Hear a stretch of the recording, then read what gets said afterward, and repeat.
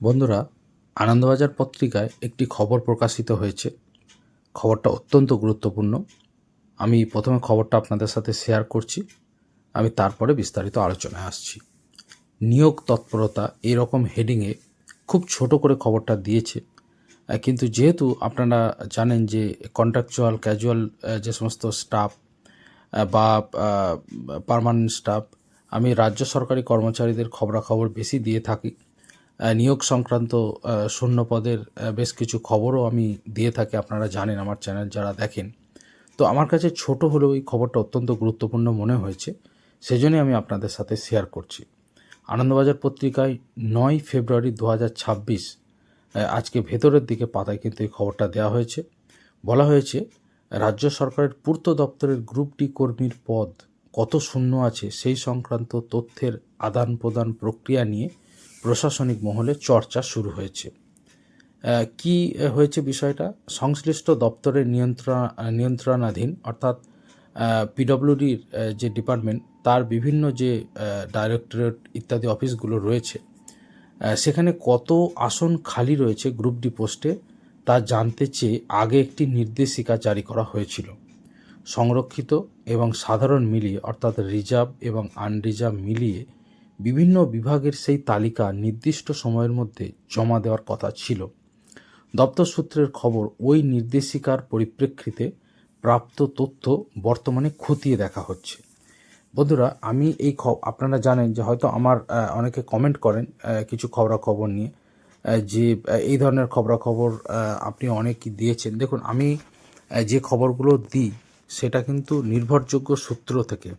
দেখুন, এটা আনন্দবাজার পত্রিকার খবর, যে নিশ্চয়ই হয়তো অনেক সময় আমি অনেক খবর সূত্র মারফত পাই, সেটা তারপরে দেখা যায় যে সেটা হয় না, ফলপ্রসূ হয় না, কিন্তু সেটার দায় কিন্তু আমার নয়। তার কারণ খবরটার কিন্তু সত্যতা থাকে, এবং সত্যতা থাকে বলে আমি খবরটা আপনাদের সামনে প্রকাশ করি।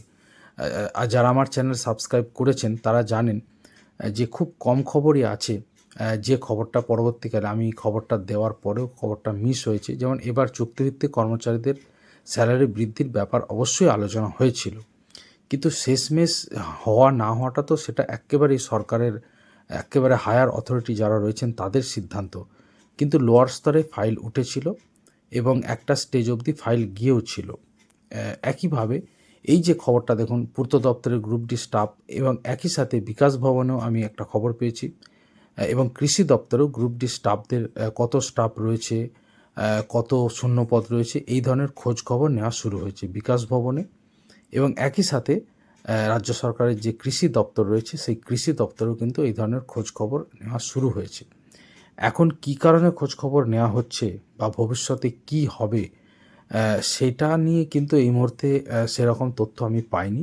কিন্তু প্রত্যেকে আশা করছেন যে নিশ্চয়ই হয়তো একটা কিছু সিদ্ধান্ত হবে। আমরা ইতিমধ্যেই দেখেছি বারে বারে রাজ্য সরকারের ফেডারেশন, রাজ্য সরকারের যে তৃণমূল প্রভাবিত যে ফেডারেশন, তার আহ্বায়ক প্রতাপ নায়ক বাবু কিন্তু বারবার 9008 অর্ডারটা মডিফাই করার কথা বলেছেন, যে ওই অর্ডারটা চেঞ্জ হবে। তো এখন প্রশ্ন হচ্ছে, যে সমস্ত কন্ট্রাকচুয়াল গ্রুপ ডি স্টাফ কাজ করছেন এবং গ্রুপ সি কাজ করছেন, তাহলে তাদের কি কোনো বেনিফিট দেওয়া হতে পারে, যাতে করে এই যে গ্রেডেশন লিস্ট বেরিয়ে গেল, আপনারা যদি নিজেরা ওয়েবসাইট দেখেন, পিডব্লিউডি দপ্তরের ওয়েবসাইটে গ্রেডেশন লিস্ট দেওয়া আছে। সম্ভবত ডিসেম্বর মাসে কিন্তু এটা হয়েছিল, জাস্ট অর্থাৎ 1-1.5 মাস আগে ডিসেম্বর মাসে। আপনারা যদি একটু স্ক্রল করে নিচের দিকে যান, যেখানে সার্কুলার মেমো নোটিশ দেওয়া রয়েছে পিডব্লিউডি ডিপার্টমেন্টের ওয়েবসাইটে, সেখানে আপনারা দেখবেন যে এই সংক্রান্ত গ্রেডেশন লিস্ট বের করে দেওয়া হয়েছে। একইভাবে বিকাশ ভবনেও যে সমস্ত education department, higher education department, child development department রয়েছে, সেখানেও কিন্তু এই ধরনের খোঁজ খবর নেওয়া শুরু হয়েছে। কিন্তু এখন প্রশ্ন এটাই যে কী কারণে খোঁজ খবর নেওয়া হচ্ছে।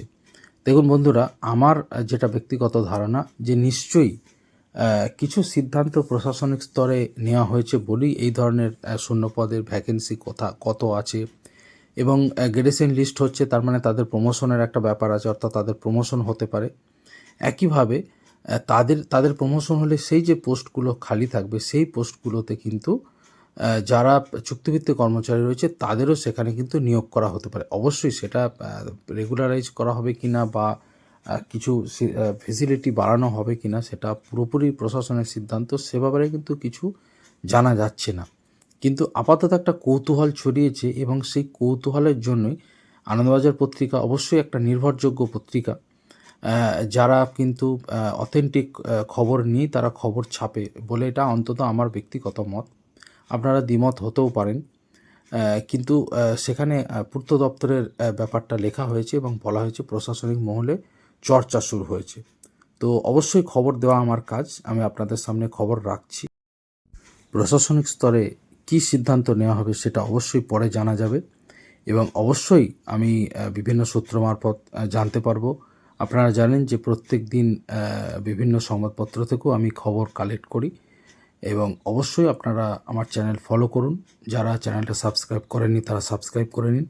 আমি যথাসময়ে আমি যখন জানতে পারবো এ ব্যাপারে কিন্তু সমস্ত খবর আপনাদের দেব। এছাড়াও অন্যান্য ভ্যাকেন্সি রিলেটেড এবং চাকরি বাকরি সংক্রান্ত সমস্ত খবর আমার চ্যানেলে থাকে। সেই সমস্ত খবর আপনারা অবশ্যই দেখুন এবং আপডেট থাকুন।